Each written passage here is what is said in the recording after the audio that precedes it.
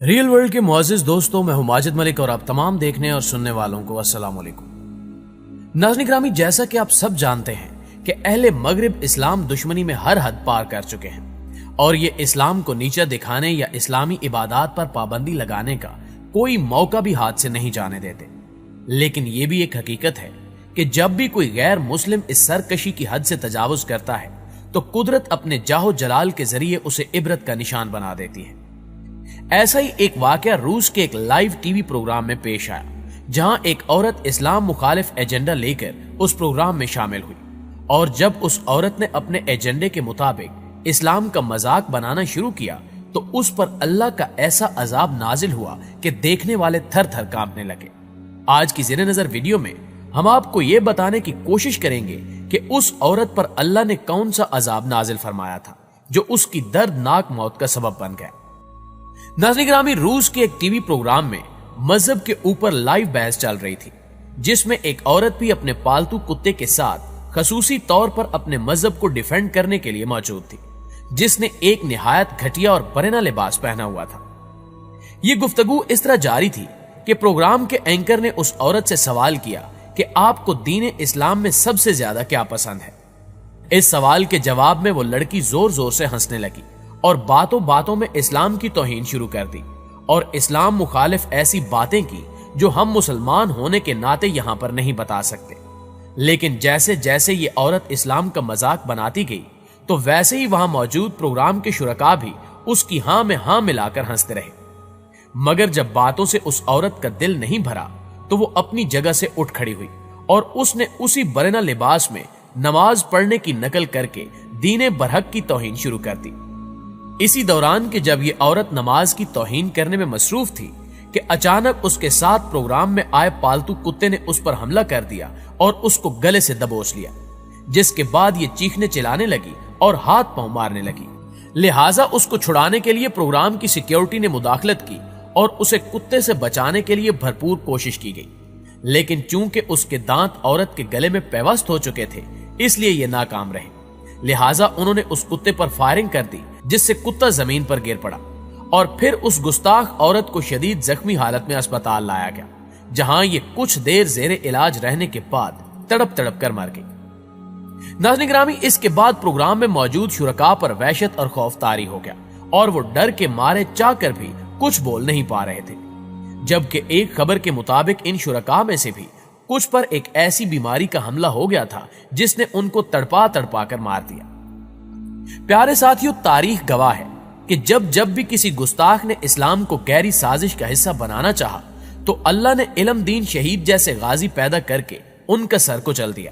یا پھر خود اپنی قدرت کے ذریعے ان کو عبرت کا نشان بنا دیا۔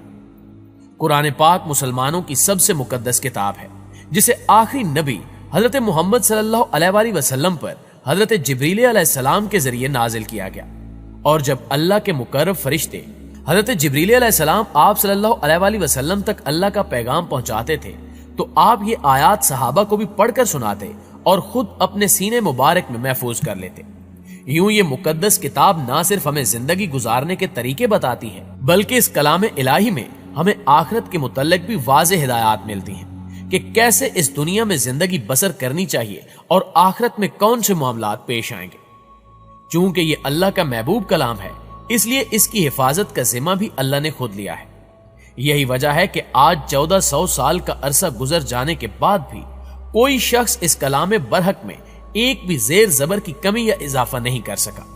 اور جب کوئی اس میں تحریف کی کوشش کرتا ہے تو اس کا انجام پوری دنیا دیکھتی ہے اور وہ عبرت کا نشان بن جاتا ہے۔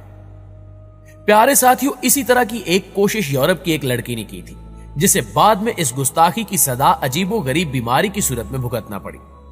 اس لڑکی نے قرآن پاک کی بے حرمتی اس طرح کی کہ ایک دن یہ اپنی ماں کے ساتھ بازار میں موجود تھی، جس دوران اس کی ماں نے مارکیٹ سے قرآن پاک کو خریدا اور سوچا کہ وہ مسلمانوں کی اس مقدس کتاب کو گھر جا کر پڑھے گی، لیکن اس کی بیٹی کو یہ قرآن خریدنا بالکل پسند نہ آیا۔ لہٰذا اس نے اپنی ماں سے یہ کہا کہ یہ کتاب مجھے پکڑا دیجئے اور گھر چل کر مجھ سے لے لیجئے گا۔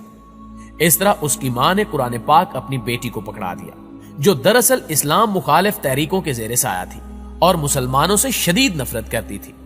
لہٰذا وہ راستے میں مسلسل قرآن کی بے حرمتی کرتی رہی اور پھر تھوڑی دور جا کر قرآن کو زمین پر گرا دیا اور خود اوپر سے گزر گئی۔ لیکن گھر پہنچتے ہی جب اس کی ماں نے اپنی بیٹی سے کہا کہ مجھے پڑھنے کے لیے مسلمانوں کی وہ کتاب دو جو ہم نے مارکیٹ سے خریدی تھی، تو اچانک اس کی بیٹی ایک عجیب حالت میں مبتلا ہو گئی اور اس کے منہ سے الفاظ نکلنا بند ہو گئے، جبکہ اس کے منہ سے مختلف اور عجیب و غریب قسم کی آوازیں تو نکل رہی تھی لیکن وہ کوئی بھی لفظ بول نہیں پا رہی تھی۔ یہ صورتحال دیکھتے ہوئے اس کی ماں اپنی بیٹی کو اسپتال لے کر پہنچی کہ اچانک اس کی زبان بند ہو گئی ہے اور جو آوازیں یہ منہ سے نکالتی ہے وہ ہماری سمجھ سے باہر ہے۔ اس کے علاج کے لیے ایک سے بڑھ کر ایک سینکڑوں ڈاکٹروں کو دکھایا گیا اور بے شمار ٹیسٹ کیے گئے، لیکن کوئی بھی ڈاکٹر اس کی بیماری کا پتہ لگانے سے قاصر تھا،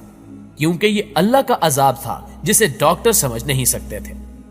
یوں تو وہ دیکھنے میں بالکل نارمل تھی، لیکن جب بھی اس کے سامنے قرآن کریم کا ذکر کیا جاتا تو اس کی حالت غیر ہو جاتی اور وہ مچھلی کی طرح تڑپنے لگتی۔